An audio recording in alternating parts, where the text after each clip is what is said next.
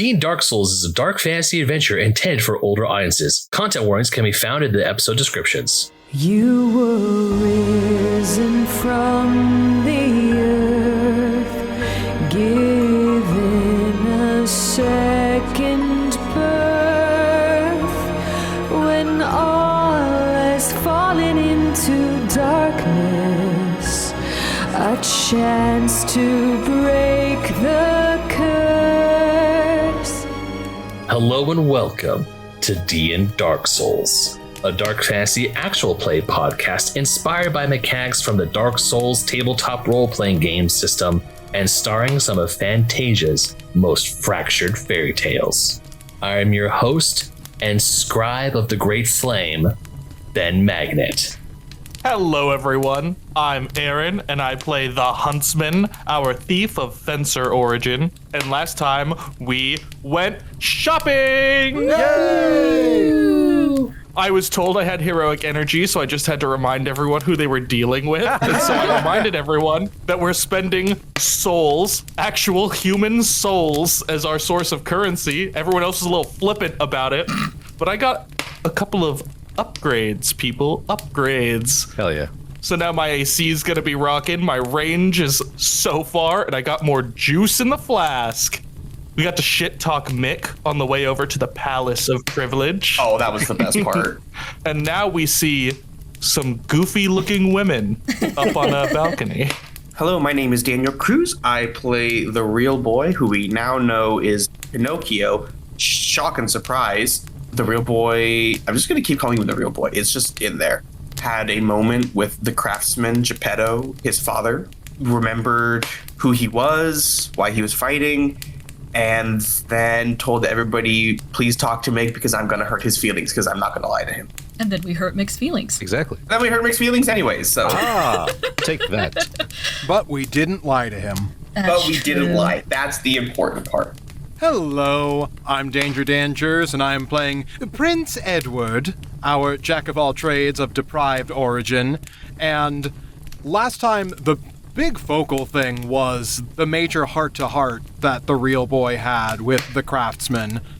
I also made myself permanently grafted into an iron suit, and had some fun with cosmetics. Then, after making our way to the Palace of Privilege to confront the Mother of Wickedness, we now are standing front and center in the middle of the ballroom with all eyes on us. So, we'll see how this goes. Hi, I'm Jordan, and I play the Spider, our assassin. So we got back to the bonfire. There was a lot of shopping to be had. The Spider's list was quite light. She just got a new sword and a new set of armor, and her shield was very lovely, caringly decorated by the craftsman to now incorporate a Black Widow spider, and she was very, very warmed and very touched by that sentiment. Saw a very beautiful, very resonant conversation between Pinocchio and Geppetto that she felt very deeply. It touched a nerve very deep down in her soul, but Pinocchio was very kind about that. And now we push forth, and she anticipates what this particular evil scary castle will have in store for her. Good things, I hope. Yeah, nothing but good things happening to good people. Yeah. Hello, I'm Grayson. I play the knight. I mean, we kind of went over it. We did the shopping. We clowned on this one dude that is supposed to be good, but he's not good, but he's going to train to be better. I don't know if I'm going to hold out hope for that. But, hey, you know what? We are here in a castle at the next fight, or I don't know if he's gonna fight. I assume that it's gonna be just a conversation, like we were just saying. It's just good things. So I don't know. It's Dark Souls, guys. Come on. And with that, let's delve back into the darkness.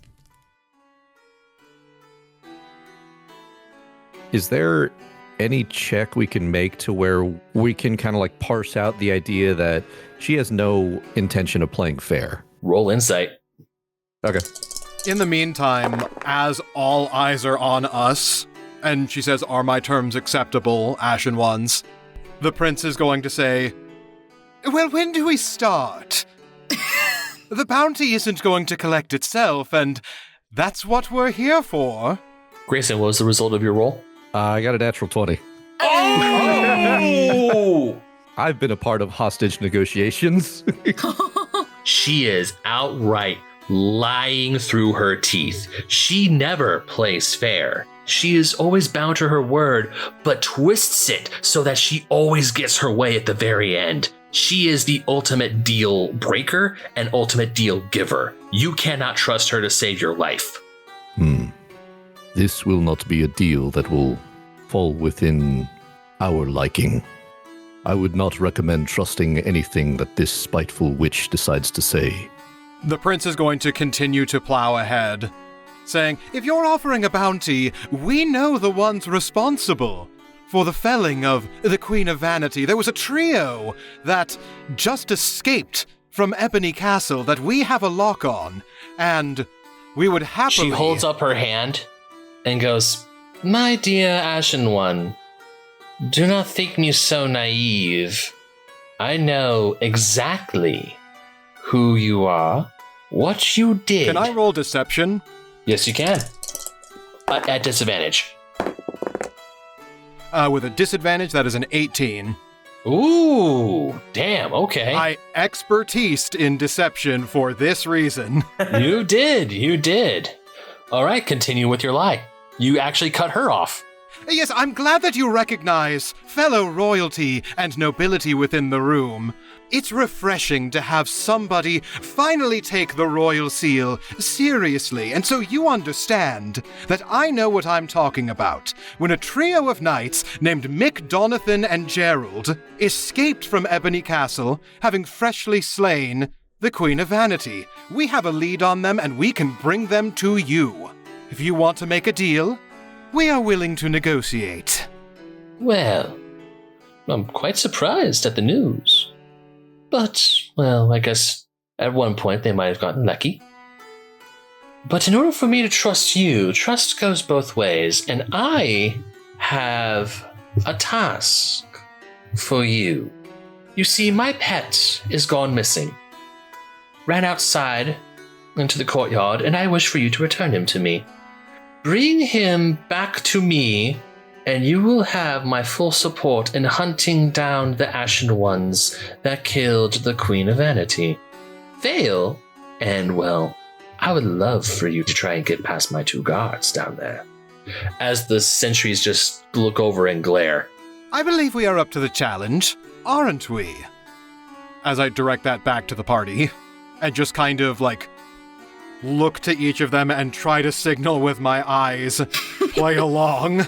You see an unusual cocksure smirk on Huntsman's face as he just got asked to go get an animal. Are you fucking kidding me?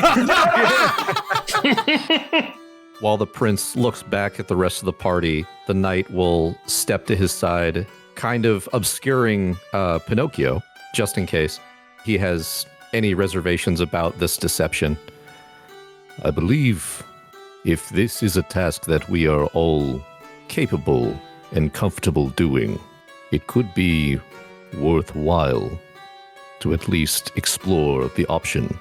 As for the spider, she is specifically at a 0, emotions, intentions, everything. Very almost disassociated in this, but you can assume that she will follow and take your lead.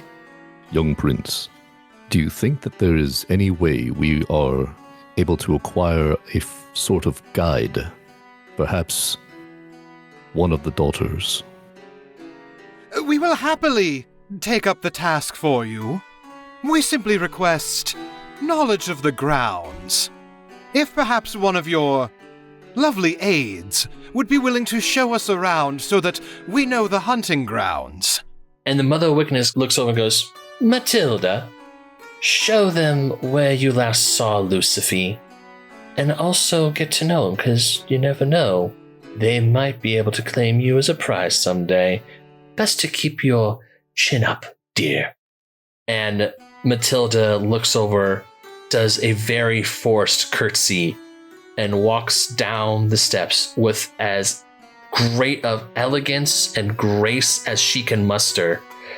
and she stands at the foot of the stairs and goes over to underneath the balcony and motions and says, "This way, please." Guys, he said Matilda, but he's giving us Muffet's token. Grab her and run. Grab her and go. Yeah, was it Matilda or was it Madeline Muffet? Oh, fuck, it was Madeline. Yeah. Never mind. Redo.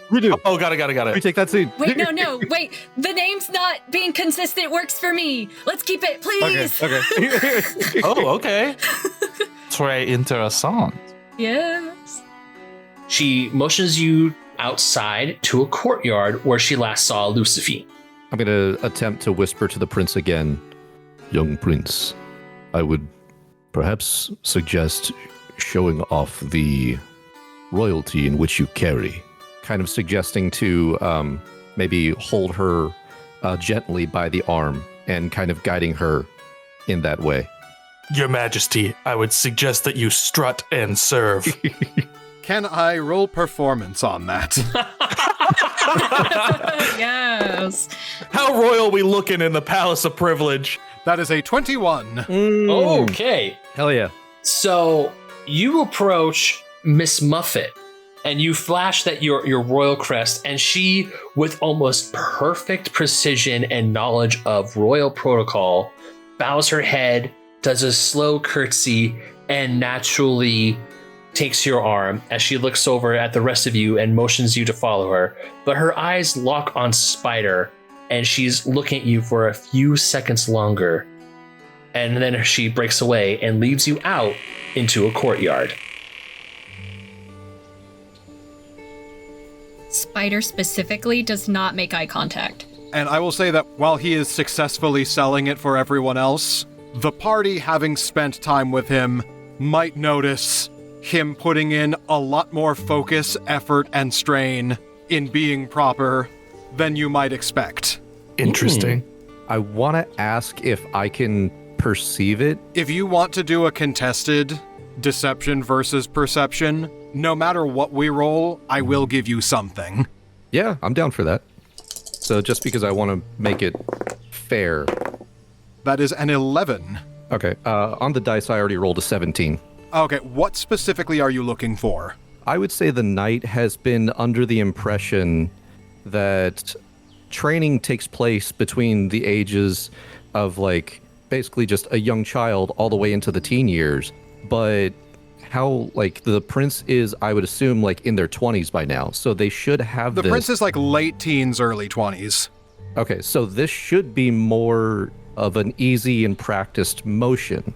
I will say with what you've perceived, it is a skillful performance. It is not as smooth or natural as it should be, and there are some slight regional contradictions. Got you. The knight will start storing more information on that in his head.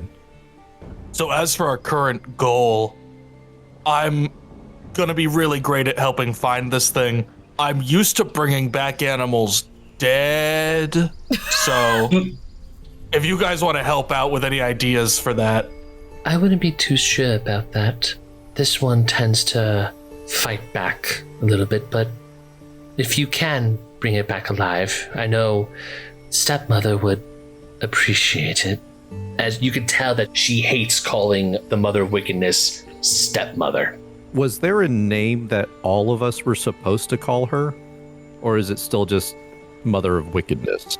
You could just keep calling her the Mother of Wickedness. Okay. Wicked Mommy is also there on the table. No, it's not. No, it's not. No, it's not. Vetoing that, As shutting the it GM, down. I have to agree with Daniel. It is not. I am also shutting that down. Sty. All right, so bad mom it is. So, as you approach the courtyard, while the courtyard's not run down, you can tell this is a place where people and animals go where they want to be left alone for a while, or where they go to escape the hustle and bustle and the loudness of the castle. And you all look and you see a cat just on the cobblestones, stretching and purring. There he is.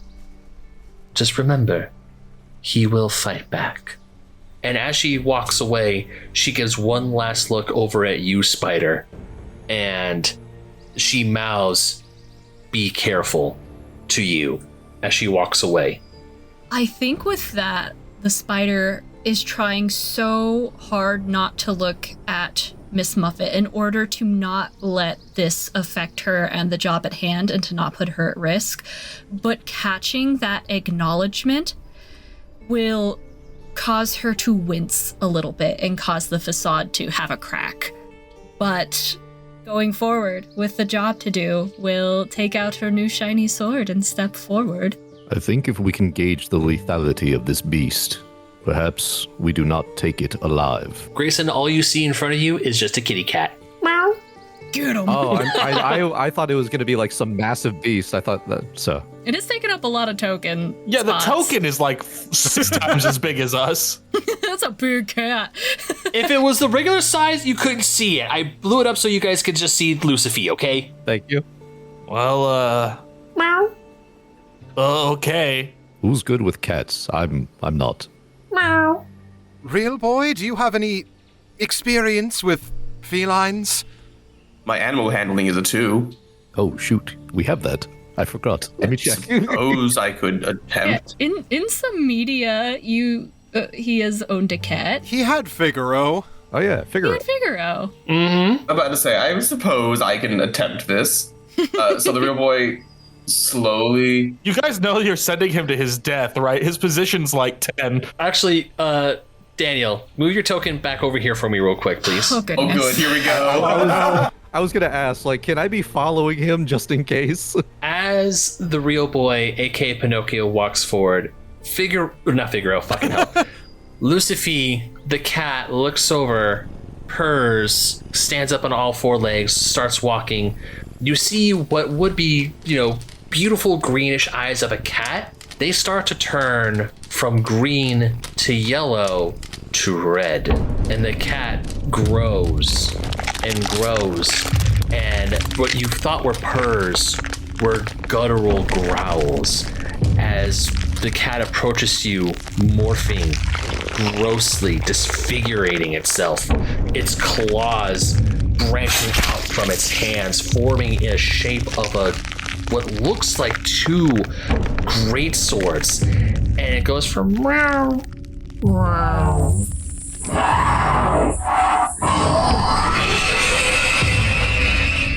Oh. As it before you see not Lucifer the cat, but Lucifer the Capra demon. Oh, trauma response. Oh, God. This is why I don't like cats. I need you all to roll for initiative. The Huntsman, by the way, remarkably did not go in with everyone else, and he's just leaning back like, it's never a fucking cat, you guys. Come on. Come on. Okay. Is it an instant go first one, or does it need to roll its own initiative? It's an instant go first one. Aw, sorry, Jordan. Womp womp. And as an instant go first one, it is going to move right up here, and it is going to make a multi-attack. Bad kitty, bad kitty. And according to my book, the Cap Demon makes 3 melee attacks, 2 with its machete swing and 1 with its machete slam. Where'd this cat get a machete? It's the claws. Gotcha. So it's going to do 2 machete swings, 1 on the real boy and 1 on Grayson the Knight. Okay, I dropped AC for the armor I picked up, so I'm even easier to hit now. Well, with the 15 plus 10, so it's a 25 to hit the real boy. And let's see, that is a 2d8 plus 6 piercing damage. And also, because it's a successful hit, if the target is a creature other than a construct, it must succeed on a DC 17 Constitution saving throw or lose 3d6 position at the start of each of its turns, due to the appalling wound inflicted. Any creature can take an action to staunch the bleeding with a successful medicine check. The wound also closes if the target receives magical healing. Hey, Ben. I got a nat 1 on that save. Oh! Well, shit. Okay, well, first let's do 19 points of damage for the swing. And you got a nat 1. I'll just say you lose 20 position at the start of your next thing, okay? So when it comes to my turn, I lose 20 position? Automatically, yes. Unless you get healed. Cool, I'm dead. At the start of his next turn, though. You mean the turn after this round? Yes. Okay, not dead then. Yeah, he's not dead. Yet. I was gonna say, Force feed him some Estus. Okay, so that was the first thing. Now I'm going to roll to hit for Grayson. Does a 15 hit, Grayson? It does not. Huzzah! I'm gonna raise up my shield. I missed on Grayson, and now all creatures within a 20-foot radius, which means... Which I believe is all of us. Except for Huntsman. Huntsman's not Except there. Aaron. Yeah, except for Aaron. Yeah. It's never a fucking cat. All creatures within a 20-foot radius of the Capra Demon must immediately make a DC 17 Dex save. On a failure, the creature is knocked prone and summers 4d6 bludgeoning damage. On a successful saving throw, the creature suffers half damage. I rolled a 16. That is a 6. Dan, no. I'm going to use my dive and roll to re-roll a dex save. Okay. Let's go. I got an 11, alas. Oh. But I do have evasion. I just got evasion, so... Hell yeah. So what is the damage on that? The damage total is 15. So everyone within who failed your dex save take 15 extra damage. Okay. Because I have an evasion, when you would roll a dex save, that would cause you to take half damage on a success. Instead, take no damage. When you would take full damage, take half damage. So that would be... 8. You take 8 damage. So Daniel, are you at 1 HP? 2. 2? That's what I thought. Stay within 5 feet of me. I will try. My level 7 ability is if I am within 5 feet of a bloodied ally, any damage they take goes to me instead. Okay. And that's the demon's turn. It's now Grayson's turn. Oh boy. Let's open up this can of worms. Hey Aaron, you ready to go all in? We killed one of the mega bosses. We are not dying to the next boss's goddamn cat. Railgun incoming. Hell yeah. Hell yeah. I was expecting that because this needs to be done now. I will engage Cursed Memory. By spending 2 position, an old memory stirs. Choose 1 foe. All attacks are made with advantage until it is killed. Ooh. You beautiful, beautiful man. So now I get advantage automatically, and I will roll my 2d20. All right. Damn it. So, oh wait, no, that's 19. Okay, yeah, crit. Oh, shit. Crit. So that is 2d10 now because of my sunlit sword is a d10 of damage. That'll be 16 total damage, but I scored a critical on my previous one, so I get to add a d8 to this next attack. Ooh, spicy. Yo, that's another 19. Oh. So, I mean, not as much damage as I wanted to do, but we're doing something. So that's 2 crits and an extra from Remorseless, thank goodness.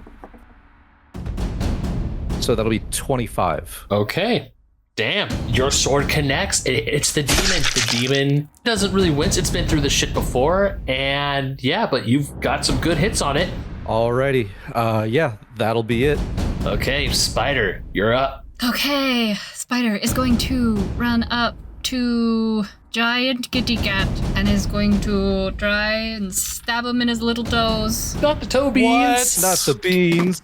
That will be a 19 plus 6 to hit. That will hit. Huzzah! Since there's somebody nearby, I can do sneak attack damage. Plus my sneak attack went up by 1, so that will be 4, 5, 6, 66. Oh. 27 damage. Ooh, Hell yeah. okay. 27 damage. It did not like getting hit with the toe beans. Like no one ever goes for the toe beans. As you stab its toes, the Capra Demon just lets out this unholy hiss. This is not as spicy because it was on the second turn and I don't get sneak attack, but I did roll a nat 20! Nice. Please balance out my awful rolls. Huzzah! Double the dice. So that will be 4d6 piercing from my very nice shiny sword. Mm-hmm. So that will be 14 Okay. on my second attack. Hell yeah. Nice, nice. And because I'm a little scared, I'm going to take a little sip from the Estus flask as a bonus action, and then I'm going to skedaddle away. Okay. Whee! Skedaddle. You stab its toe beans twice. It is horrific. It is disgusting, but you know I stabbed its motherfucking toe beans. Attack where they least expect it. Huntsman, or should I say railgun? I've got a comment and a question. First of all, I don't see why Wicked Mommy was taken off the table when all this toe combat is actually perfectly fine. You know, I will give Aaron that one. We're talking about a cat, not the Wicked Mommy's toes. It's different. I see the token. Can I insight or perceive how much health this thing has to see if I can, 1 HP it, knock it out, instead of railgunning it? I will let you insight. If you roll a 10 or lower, you don't know. 10 to 15, I'll give you a general description. 15 or higher, I'll tell you exactly where it's at. But very smart going for the non-lethal takedown. Mm-hmm. Yeah. 11. It is just above half health. Nice. Okay. Oh, God. Oh, Jesus Christ. Oh, math. Okay, great. Well, I'm going to roll to attack. Okay, roll to attack. Does a 25 hit? Yes, it does. So it is injured already, so I get a cool, crisp D8. Mm-hmm. I get 4d6 off of not having moved, and then the d6 of the bow itself. Okay. So So let's just see how this goes. all right. So it's going to be 21 off the dice. Let's see. They did approximately, I'll say 70-ish damage already, and that's half. A little above half. So if I've got 21 right now, I'll just drop 45 on that. Ooh! To make it a grand total of 66 damage. 66? Yup. Execute order? That's the one. Well, as you string your bow, you put your position in. The spirit of Snow White guides your shot to the Capra Demon. It connects. It roars. It is now bloodied. Because it's bloodied, it will now do the double machete swing. Absolutely terrifying for you guys. Again, you just start hearing the liquid. You're all used to it at this point. The sound of Estes slapping pavement at this point. And then, in my cool new strategy, I'm gonna run away! And that will be my turn, now that I'm so far. God damn. All right, and now it is Daniel's turn. Anybody need healing? You do! Does anybody else need healing? Please say yes for the love of God. If you get boosts from healing somebody, both myself and Grayson are below full health. Yeah. Either one, really. I think give it to Grayson. I would say give it to the prince so that way the attacks that come to you get redirected. I'm going to, it's not going to be great, but I'm going to go ding, and I'm going to cast heal. You're going to gain 10 HP. I am going to gain 9 HP. And that's magical healing. So you get healed from that. Yes, magical healing. Yep, it's magical healing. So your wound is now gone. However, if the Capra Demon were to hit you again with that attack, you do lose -10 at the next round. He also just won't survive another hit. Wait a minute. Can I take that back and do different order of things? I'll allow it. I want to use my special ability from the chime because since I was bloodied when I was at 2, I can use my chime's special ability without spending any position. Oh, okay. So I'm going to give Grayson 8 position. I'm going to give Dan 8 position. And then I'm going to cast heal and give myself back up to 11 HP so I'm out of bloodied. Hell yeah. Okay. Well, now get away from me. Oh, okay. Mr. Huntsman, do you need your backpack? Yes! I know you don't like moving, but you might need to move a little bit. We'll see. Okay, and with that, now, Dan, your turn. All right, so I am going to first use my new spell, which is an improvement on Iron Flesh, Strong Magic Shield. Woo! Hell yeah. So while I've got my Iron Flesh over my flesh, basically this magic is going to roll over the top of the armor and my wooden plank shield and give it a little magic sheen and bubble. So, for the next 3 minutes, I gain +8 to my AC. I'm resistant to piercing, slashing, bludgeoning, acid, force, and lightning. Holy hell. Ooh. And I'm going to move up to the demon, and I'm going to, as this magic is washing over me and as I am buckling and bracing myself, say, Here, kitty, kitty, kitty. And I'm going to use the little magic sheen over my shield to try to like redirect a little ball of light across the ground to try to make it wiggle in front of him like a laser pointer. Yes. So good. So clever. Oh my gosh, that's too funny. And that will be my turn. Okay, well, it is now the Capademon's turn, and it's not going to move anywhere, but it is going to make... Bye, guys. Maybe. Yeah, we'll see. So, the first double machete is going to go on here, kitty, kitty, kitty. Oh, shit. All right. Does a 24 hit? A 24 does not hit. Ooh. Oh! A tank of a man! Hanky, wow. It swings at you, but it doesn't swing at you because it's going for the light, and it slams the ground, just barely misses you. The ground's still busted, but because of the impact, the light moves and it goes towards Grayson, and it's now going to make an attack at Grayson. Holy shit, it rolled a 3. Yay! Where was this when I needed it? I don't fucking know, dude. So a 13, I assume will not hit, correct, Grayson? Does not. Cool. The light shines again, and it goes after the light and starts smashing the light. But because it's smashing the light, it is now going to make its slam attack. I need you and Dan to roll me a DC 17 dexterity saving throw, please. That is a 13. 14. So both of you will have to take a full 4d6 bludgeoning damage, and also be knocked prone. Got it. Take an extra 12 damage, please, gentlemen. Got And it. cut in half because of magic shield. And all right, that's its turn. Alrighty. I will stand up, which costs 15 feet of movement. Okay. Kind of echoing Aaron's sentiment. Do we know how much health this thing has? Roll me an insight. Okay. Get better insight than mine. 15 or higher, I'll tell you straight up. I will say that I got 15 on the dice with a +2, so 17. It's at 41 points of health left. Just making sure. Are we taking this thing alive? Yes. From so far away. We treat it like a Pokemon, Ben, where we just weaken it and then we can capture it.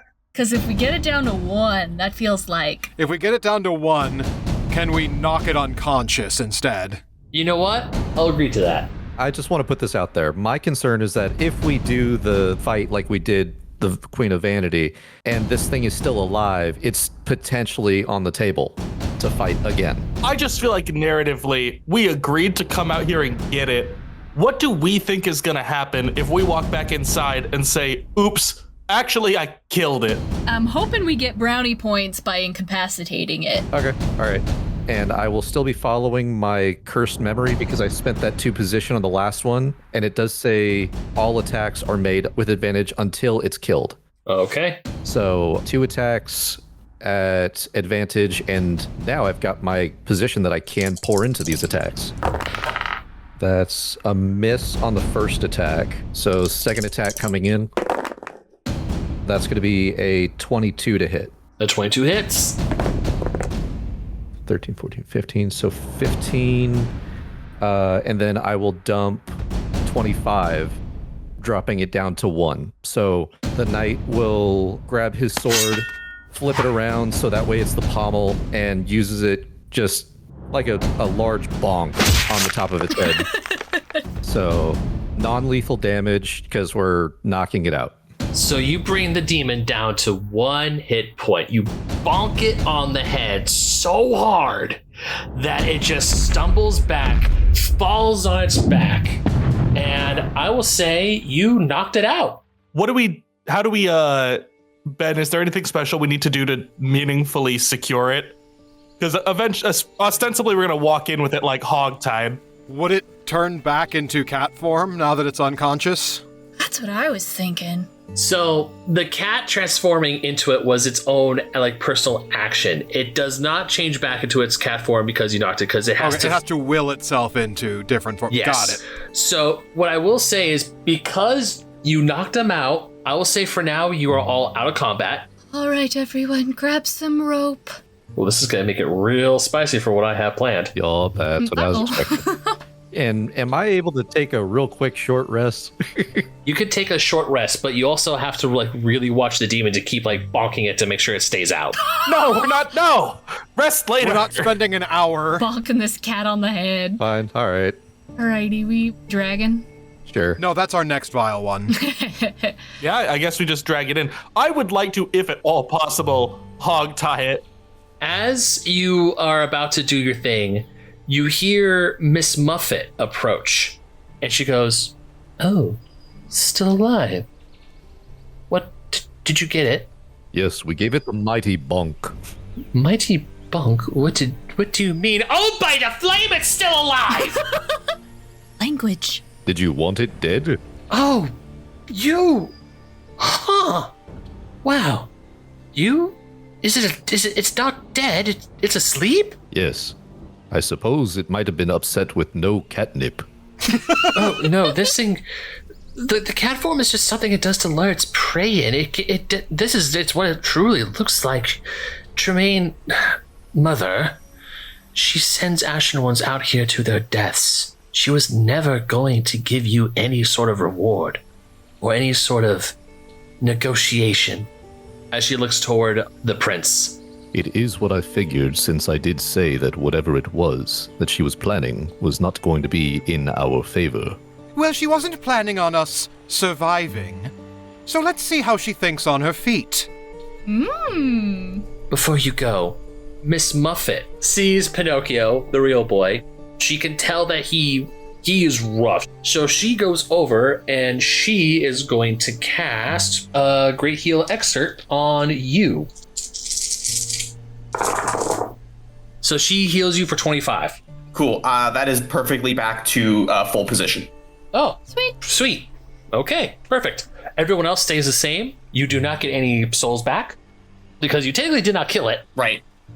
So Miss Muffet is just going to look around, look at all of you, and just goes, "Well, this is gonna be definitely redo for Mother, but I must warn you, she may not attack immediately, but she will attack eventually."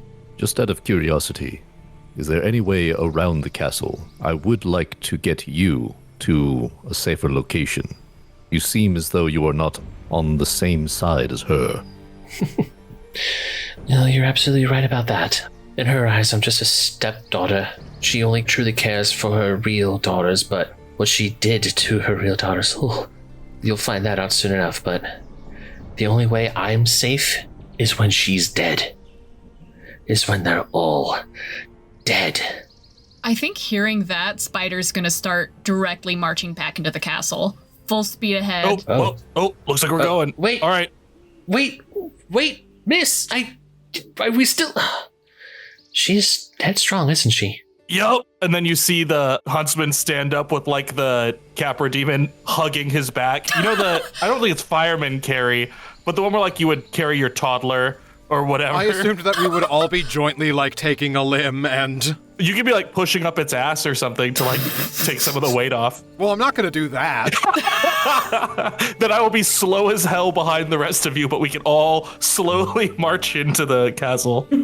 I'm just along for whatever happens. I chase after the spider to flag her down and intervene. Okay. Huntsman is just keeping up with the Capra demon bouncing on his back, just like, oh, come on, guys. Actually, roll me a strengths check, Aaron. Oh, no! Well, can he do it with advantage? Because I'm helping. You're okay, yeah, you can do it with advantage. Thanks, Grayson, because that was bad. 18. Yay! Call it the miracle that Snow White gave you. Call it your renowned strength from all the battles. But the Capra demon, not as heavy as you thought. Hell yeah. The prince is going to run in front of the spider, intercepting her, saying, Whoa, hold on. What do you think you're doing?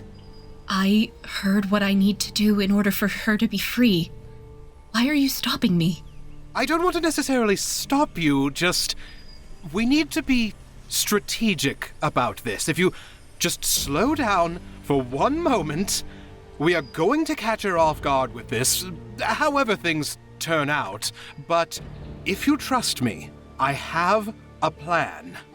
I think she's going to reflect on this moment and see that, yeah, she was just mad dog barreling in, realizing maybe not in the right headspace right now, is going to look at you and say, okay, I trust you. Whatever you say, I will take your lead. Get your bow ready, but keep it subtle. Let me do the talking. I will get in close. And when I'm right next to her and have her distracted, then you open fire. Will you be okay? From what I understand, we can't really die in a meaningful sense of the word, so sure, it'll be fine. She's gonna look at you a little begrudgingly, and knowing kind of the resiliency you've shown so far, there's a little bit of guilt in that, and she'll say, what will be your signal? All right, so scepter, shield. I'm going to clang my scepter against the shield twice. Twice. 2 times. 2 times. Clang, clang? Clang, clang. Okay. Clang, clang. And she nods affirmative at you. As this is going on, Miss Muppet is gonna tap the Huntsman on the shoulder and lean over and is like, does the Veiled One always do that? What, repeat things? Normally just the stuff that she already said, not usually other people's things, but yeah. Oh. Okay then. It's endearing after a while. So we make our way back into the ballroom? I believe we make our way back into the ballroom. Okay. And now we all make our way back into the ballroom, where the guests, upon seeing you enter, immediately move to the side. The prince is going to immediately step front and center and say, as promised, one very sleepy kitty. And you move the Capra Demon ever so gently right into the middle of the ballroom. The guests, being hollows, if they could gasp, they would. And you see the Mother of Wickedness moves a little bit closer to the edge of the balcony and is actually shocked that you brought your quarry as promised, and you are all not dead. As she looks over, the knocked out, very sleepy, and also kind of bloodied Capra Demon, all you hear is her slow clapping. Well done. Well done indeed. I have to congratulate you all, for you are the first Ashen ones to ever somewhat successfully complete a task I have set out for you. Now, forgive me, but I do believe my task was to retrieve my cat. What is that? As she points to the Capra Demon. Would you prefer it be dead? Well, I don't know what that thing is, so possibly, maybe, does it pose a threat to us? I'm not sure. All I know is that this thing sprang out of whatever the cat was that you sent us after. Regardless, we did as you requested, and so now we can give you the information that you sought from us. This was all to gain an audience with you, was it not? It was, and you are having it now. So, what information do you have? Well, we happen to know the whereabouts of the Ashen ones that felled the Queen of Vanity. I would be willing to give you that information a bit more up close and personal, but prying ears and whatnot, so... Oh dear Prince. What are you anyway? You look as though you are a prince, but I don't know. I've never seen you before. Nor have I you. I hope you're not insinuating anything about my nobility. I would hate to be one to return the favor. Oh, you're a cheeky one. Well, even though I do understand prying ears, but that I can guarantee everyone in this ballroom wants to know. as you've not noticed that they are within my domain, my thrall, and will do whatever I say. All I have to do is just snap my fingers and we march to find them. So, if you would be oh so kind as to tell us where their whereabouts are, I will send my army to them post-haste and you will be rewarded in kind. Absolutely. I will give that to you in writing. And I'm going to reach into my pouch, pull out a parchment, and begin to write it down. If you would be so kind as to tell your soldiers to move out of the way, I can hand this to you in person. The mother claps her fingers, and this hollow walks up to you, takes it, and walks past the statue. But bother. She gives the piece of paper to the Mother of Wickedness, and Dan, do you want to tell me what the paper says? The paper says, you didn't think it would be that easy, did you? The mother looks up and just starts smiling a very dry smile and goes, "You've got balls, young prince. I have had a little bit of reputation, all set by design, you see. I would let my walls be seemingly lowered, my guard quote-unquote down, so fools can come in, take my challenge, and then meet their inevitable deaths over and over until they either fall under my employ or give up altogether. It seems that some education is in order. Anastasia? Gisela? Show our guests true, noble hospitality, if you so please."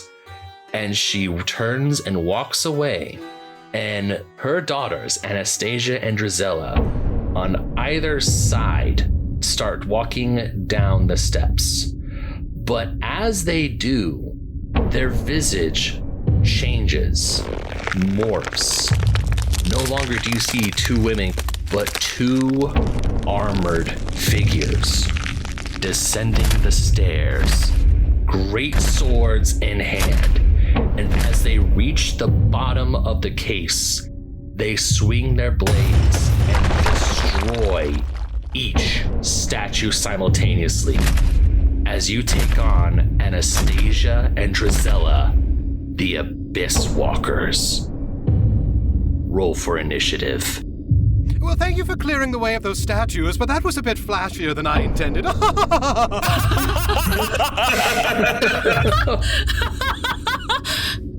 Clang, clang. Clang, clang. Not yet. Hold. Oh, clang, clang. Spider, sit this one out. We haven't heard the signal. No. Prince is going to disappointedly look over his shoulder and very half-heartedly clang, clang. You were risen from the earth, given a second birth, when all has fallen into darkness, a chance to break the curse. The sound of battle cries, blood-red dirt and crimson skies. The kingdom is pleading for its hero. Will you be the one to rise?